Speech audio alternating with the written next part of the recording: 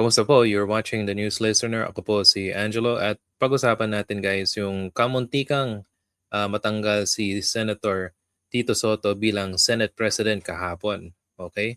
At ang nangyari, napigilan nila at nakipag-negosasyon or nakipag-negotiate yung grupo ni Tito Sen tsaka ni Senator Ping kay Senator Lauren Legarda na mag-term sharing.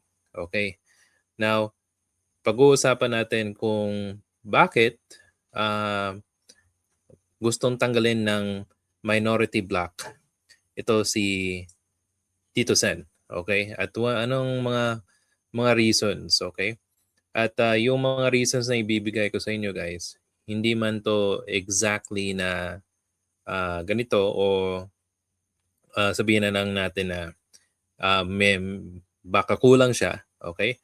Pero pwede din kayong mag-isip at tignan nyo kung meron ba tayong na-miss at pwede nyo i-comment yon sa comment section, okay? So here, ikita nyo ito yung majority senators, okay? At nakita ko kanina sa umpisa ng video kasi nag-uusap itong si yan. Si Robin, si Marcoleta, at saka si Amy Marcos. Okay? So I think nang mapagdesisyonan ng ibang grupo o ibang senator na magstay sa majority, umalis itong mga minority senators. Alright? Now, anong mga reasons na nakikita natin?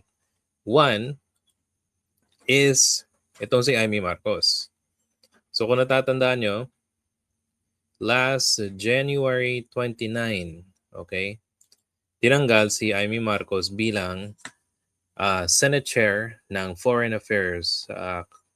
Hindi malaman kung anong rason, okay, pero tinanggal siya at pinalitan siya ni Senator Erwin Tulfo. Okay?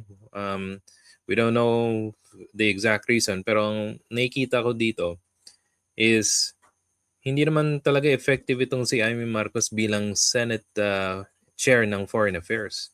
Mas nung time na nag-file ng resolution si Senator Kiko para kondinahin itong Chinese ambassador at Chinese embassy, itong si Amy Marcos nag-file ng resolution. Parang mas sinusuportahan niya pa yung banyagang bansa na sumasakop ng aalipusta sa ating mga Coast Guard at mga isda. Noong time na yon, nag-file siya ng resolution. Pagkakatanda ko, after a few days, ito na yun, tinanggal siya. Okay? That's one of the reasons. Isa pang mga reasons na nakita ko, guys, ito sa ito, pakita ko sa galing sa Politico at sabi dito, Blue Ribbon Blues, Senator Bolt, Alan Cayetano led coup over Marcoleta's comeback bid. Okay? So that means one of the reasons is ayaw ng ibang senator na maging Blue Ribbon Committee ulit itong si Marcoleta. Okay? So punta tayo sa baba. Sabi ni Marlon Ramos, ayon sa kanyang na kuha, yung Senate minority alleged insistence on reinstalling Senator Marcoleta as chairman of the powerful Blue Ribbon Committee torpedoed the attempt to install Senator Lauren Legarda as Senate President. Yun ang plano ng minority last time na nakipag-usap siya sa iba't ibang mga senator na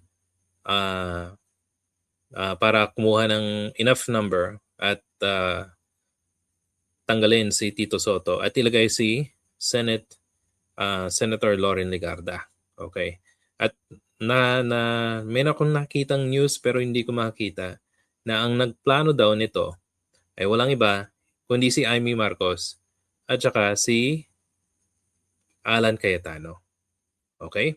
So, nang malaman, sabi dito, what had looked like done deal until it wasn't. Allegedly collapsed in the final stretch when at least 5 members of the majority bloc withdrew support upon learning that Marcoleta would reclaim the post now belongs to the Senate pro tempore Panfilo Lacson. So, ang sa simpleng lingwahe ng Pilipino, nang malaman ng 5 majority bloc senators na siya ang papalit, si Marcoleta, nag-withdraw sila ng support. So, wala naman silang rason, hindi natin malalaman, pero yun ang nangyari. Kumbaga, ito yung sanang numero na kailangan nila para tanggalin si Tito Sen. Kaso, si Marcoleta ang magiging blue ribbon. So, hindi sila sumuporta. O, di ba? Okay. And, I think ito yung isa sa mga matitinding rason. Yung draft partial blue ribbon panel report. Okay? Kasi naglabas daw ng draft partial ng blue ribbon na mga senator na dapat kasuhan dito sa flood control scandal. Okay, so punta tayo sa baba, guys. So galing sa Inquirer, a draft partial report on the Senate Blue Ribbon Committee on investigation into public works corruption, including recommendation to charge former and incumbent lawmakers with bribery, caused a stir on Tuesday. Yun. So, yung 2 Senate leaders maintained that it should not yet be considered an official report. Actually, kung titignan mo, kung partial draft na to, ganun pa rin mangyayari. Ito yung magiging, I think, ayon sa mga political analysts, especially si Senator Edu Manzanas, Secretary Ronald, na ganun pa rin mangyayari. Magiging official daw yun. At hindi lang 3, I think sabi niya, 5 daw na incumbent senators. Okay? Nang recommend to file charges. So according to Senate Majority Leader, okay, and Senators JV had written their committee to withdraw their respective signatures from document earlier because it's not official report. The official will be discussed tomorrow o yung kahapon. Okay. So ang nalaman kong 3 incumbent ito. Isang former senator, 2 former house members. Yung former senator si Bong Revilla. Tapos yung 3 daw, itong si Chis Escudero, si Joel Villanueva, at saka si Jinggoy Estrada, yung nire-recommend ng Blue Ribbon na kasuhan. So, doon sa mga kakasuhan, syempre, itong mga senator na to, hindi yan loyal sa Pilipino. Mas loyal sila sa mga interest nila at saka sa mga kaibigan nila sa Senado. Kaya, mukhang merong mga senator na sana pupunta doon sa minority para tanggalin itong si Tito Sen. Okay? At ang mabuti dito is hindi siya natuloy yung kung sino man mga senador na balak pumunta ng ibang bangka. Okay?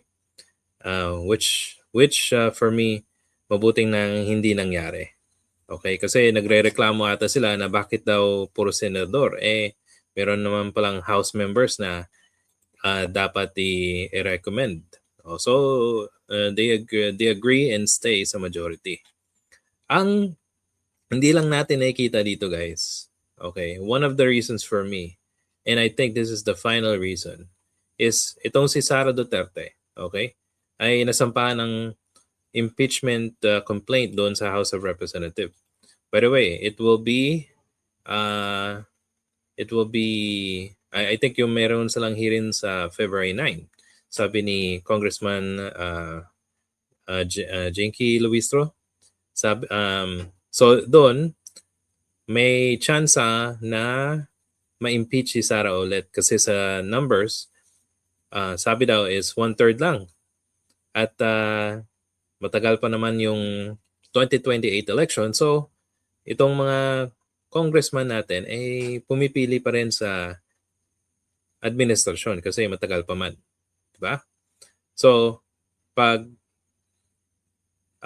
na-impeach ulit si Sara Duterte doon sa House, that means it will automatically go to the Senate at pag hindi nila pinalitan si Tito Sen, okay, hindi na nila kayang i-block yung impeachment case ni Sara Duterte papuntang Senado.